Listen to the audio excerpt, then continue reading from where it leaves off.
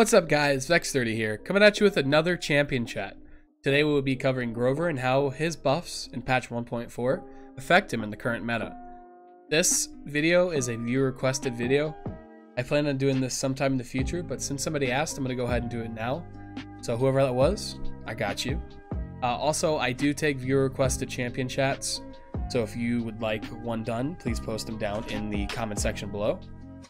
I do not do tanks and DPS as of now, but sometime in the future we will venture there. Also, be sure to check down the description as I've added 3 parts to this video. The intro, second part we talk about base stats of the champion and what they did to change them. Third part is me just talking about my general thoughts on the champion. Also, check down there for the giveaway I'm running for patch 1.4 and follow me on my other social media accounts. That would be greatly appreciated. I hope you guys really have been enjoying the new influx of content though. It's been super fun on my part to record and post these videos, and if you do enjoy it, please be sure to like, subscribe, and hit that notification bell, as it's going to help me on my path on YouTube. We have gained 50 subs within the past 2 to 3 days, so I am in disbelief. I can't believe you guys are enjoying this so much. I kind of did this for fun. I enjoy doing these videos, so thank you guys so much, and you guys are awesome. But I think that's it for me for now. Let's move on to part 2 of this video. I'll see you. So getting straight into it, the first thing to note, Grover's base health is 2300, which is 100 more than any other support in the game right now. Don't quote me on that. I didn't do my research for this. There might be one that has... Don't quote me on that. But he has a higher base health than most supports in the game, which is 2200. Moving on to abilities, his auto attack does 300 damage base, but there's a bonus damage that comes with it. The axe deals more damage the further it travels, up to 750. This is really good for the character. I think it scales really well with the way he heals. Even though he's not super far away sniping, he's always doing consistent damage to enemies far or near. Second part, crippling throw. His right click is an axe he throws out that cripples an enemy and does 400 damage. The enemy is affected for 2 seconds. The cooldown is 7 seconds. This brings an element to Grover as a healer that all supports need to be viable. Utility. Every viable support right now you'll find has utility in their kit that's not their ult. One thing to note. His movement ability is Vine. You throw a vine that latches onto something, either an ally or terrain, and you go to it. This ability has been in the game for a long time and is a staple of Grover, even though it crashes people sometimes. This is a really interesting mechanic in the game. If you learn how to use it properly and vine to people and go up, go high, go anywhere with it, if you learn how to use it properly, that makes or breaks some Grovers. His heal ability, his core ability, is he passively heals people for 80 health a second. Then you activate the Q, heal nearby allies instantly for 900. So you passively do 800 health a second.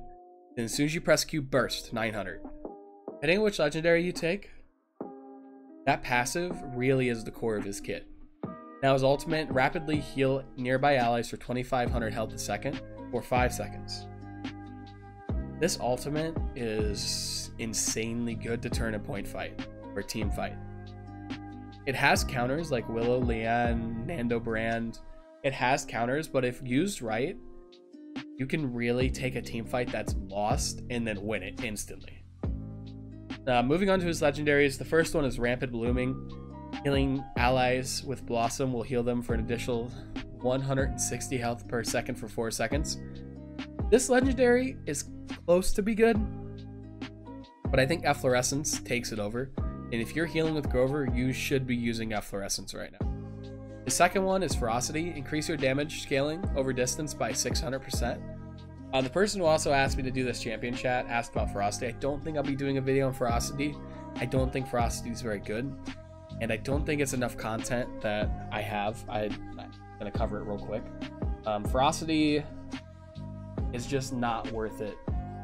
It doesn't do enough damage anymore because of Grover's base damage nerf a while back, and it's just not worth running. Deep Roots is way better right now. Third legendary, Efflorescence. This is his main core healing legendary. Increase the passive healing of Blossom by 100% and its radius by 50%. Now, noting back to when I talked about his heal ability, his passive goes from 80 health a second to 160 health a second. That's why Rampant Blooming isn't worth right now, because when you press Q, you gain, every 4 seconds you gain 80 health a second extra with Rampant Bloom, which isn't worth. It just isn't worth. Efflorescence is always better, and the radius increase is better. Grover has always had an issue with trying to get to him. Now this just helps with that. In his last legendary, the second change, or one of the major changes they did this patch, was Deep Roots. Crippling Throw now roots for 1 second and bounces in between enemies. This change was insanely good. If I'm not mistaken, yeah, it's 1 second. That it counterbalances it, but it's still really good. It's not bad, it's not top tier, but it's an interesting pick to have in your pocket. So the changes they did to Grover this patch were they took off 2 seconds off of his heal cooldown, which really was huge. Going from a 12 to a 10-second cooldown is huge for a support. It just makes some of his cards and his loadouts, which I'll show you in 1 second, more viable. And being able to burst heal more often is always good. And the second change was the rework to Deep Roots.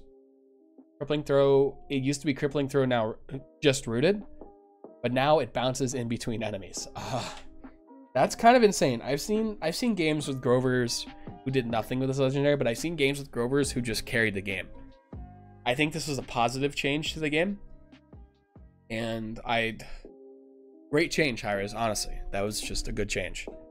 And moving out to loadouts, this is my main loadout right now, even though it says test.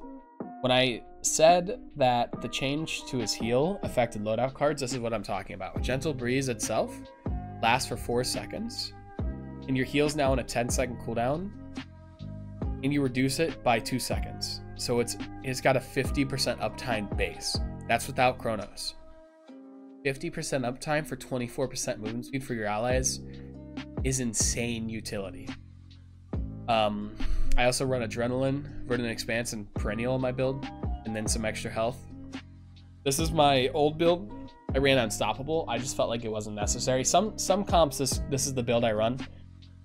If I feel like I'm going to take a lot of damage, I run this build. And Unstoppable has the same effect Gentle Breeze does, is it lasts for 4 seconds. It has a 50% uptime. I'm getting damage reduction for 50% of the time, which is amazing. But I think that's it, guys, for this part of the video. These are all the base stats of Grover. I just wanted to go over them before we get into the talk. I just want to let you guys know what Grover is, what he does, and let's move on to the general discussion and my opinion on Grover right now in the meta. So, Grover. Grover, in a way, has always been a staple part of this game. Ever since he was first released, when he was a melee champion that did damage and had an ult that just spun around and killed everything it saw, he has always been a core character in Paladins. When I think of Paladins, Grover sometimes pops in my head. He's just been here for so long, and he's been so in and out of the meta that he is just a core to this game. Keeping him a core is something Hi-Rez should keep working on, because he is an amazing champion with a really interesting kit. Between Vine and his ultimate now. They have done a really good job creating this champion to make it interesting. Grover's heal mechanic offers a different playstyle in a team competitive scenario. It is a radius around you. It's not, I'm gonna snipe a heal, I'm gonna heal through a wall. It's a, hey, I'm here, come get healed. It just brings another element to this game that makes it unique. That makes these champions unique. This is why Grover's unique. Because he's like, I'm gonna sit here, throw axes at people. You want heal? You can come over here, basically. Sometimes you go to allies, but usually they should come to you. If they can. I think right now where he is in the meta, he can be picked competitively. But he's no Furia. And I think he's about the same level Domba is currently. So he's pretty high up there, to be honest. I wouldn't say first pick, first bannable, but he's a really good healer. And with the changes they made last patch, I don't think a lot of people believed in the Grover healer, but he was still good last patch. But with this patch coming in, take just a simple change of taking 2 seconds off of his heal cooldown, took this champion and just accelerated him forward in the meta. Like I said in the previous part of this video, that 2 seconds synergizes extremely well with multiple loadout cards. And I think that is something Hi-Rez was thinking of when they buffed Grover. And Hi-Rez, this is a really good change. I'm really happy with this change you did to Grover and for a healer's aspect. You guys did a really good job. I'm sure you guys looked at it, but if you didn't, hey, more power to you, you know. But just taking those 2 seconds off, something like I've talked about in the Ying video, just taking small minor changes make this game better, especially as a support to any champion, really. But this one as a support, it has just made the game more fun for me to play. When I have more options and I have more champions I can play, I can jump on Paladins and be like, who do I want to play today? Not, okay, I guess I have to play this today, you know? Back when the meta was literally Fury, Adamba, Genos. Now I think any support can be played competitively. And thank you, Hi-Rez. Grover brings a lot to the table right now. He brings movement speed when you run Gentle Breeze, which you should. He brings a cripple, which just cripples, haha, it's flanks. If an Andy's flanking your team and you just smack him with that cripple, he can't do anything. He has to throw up a reversal and wait it out. And in that time, you can get a hook on him, you can get around him. You can do anything to him. You can CC him. He is vulnerable. Flanks are vulnerable when you cripple them because they rely heavily on their movement ability. And if you run DR in your build, now you have it up 50% of the time. You're just being extra safe. You already have a higher base health than most supports. You're just extra safe with the damage reduction. All these changes combined, or all this combined, has really pushed Grover further and further in this meta. And since this is a burst meta, you have to have good healing to save people from a meta like this. If you have lackluster healing, people just die. If you just have a simple heal like Genos, people are just gonna die. That's it. You can't save them. They get bursted, they're done. And that's what this meta is all about, burst. And Grover really does help with that. And another thing Grover brings that a lot of people don't think about is the amount of damage he does. He is so undervalued for damage, it's crazy. Even on maps like Jaguar Falls and Brightmarsh, you're hitting for 500 every time you throw an axe. 400 to 500. It's more about, yeah, it's 400 to 500. Throw an axe, 400, 500, 400, 500, 400, 500. They're already pretty low. You can set up kills super fast. You can hit, so say you're on Brightmarsh, right? And you throw an axe across point and you hit their healer twice. But like, their healer's half health. One of your flanks hears that and just dives in on their healer, kills their healer. Guess who set up that kill and then saved everybody? Your support. Grover can do a lot of damage pretty fast and set up a lot of kills. Not to mention cripple. You throw an axe, cripple, throw an axe. They can't go anywhere. They're taking 400, 400, 400. They're at half health basically on most champions.